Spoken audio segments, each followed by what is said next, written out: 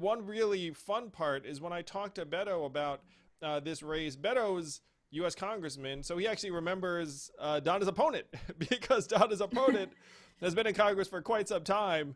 His name is John Carter III.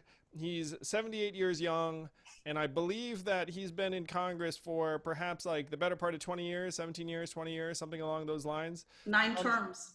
yeah, so Beto, not to be negative because we're nice people and like you don't want to like be a jerk or anything.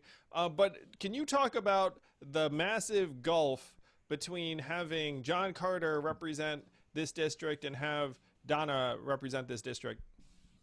I think the best way that I can put it, Andrew, is the incumbent John Carter is an enabler of Donald Trump.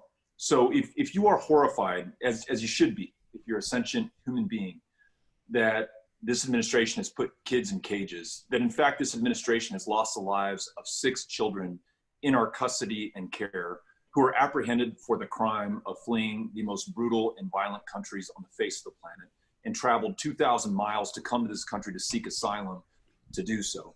If you are appalled at the open racism of this administration and the unambiguous signals sent by this president to the gunman who a year ago drove 600 miles to El Paso, Texas, and slaughtered 23 people based on the color of their skin and their perceived immigration status.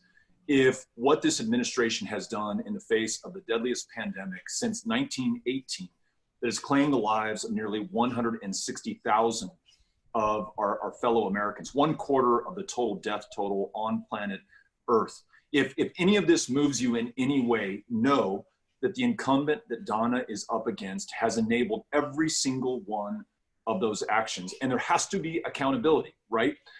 In this democracy, we cannot just blame Donald Trump. We can't just blame John Carter. This democracy is of, by, and for the people. So up to every single one of us to decide whether we are okay with this stuff or whether we deserve and want and will work for something better. And so the reason, Andrew, I'm so excited about Donna is not only will she ensure that there's accountability for the incumbent and stop Trump and Trumpism in Congress, but the reverse of everything that I just described, her policies when it comes to immigration, when it comes to healthcare, when it comes to treating the asylum seekers as the human beings that they are, and making sure that, as you always admonish us to do, Andrew, in the campaign, to be governed by the facts, the math, the science, and the truth when it comes to COVID or when it comes to how we take care of our fellow Americans.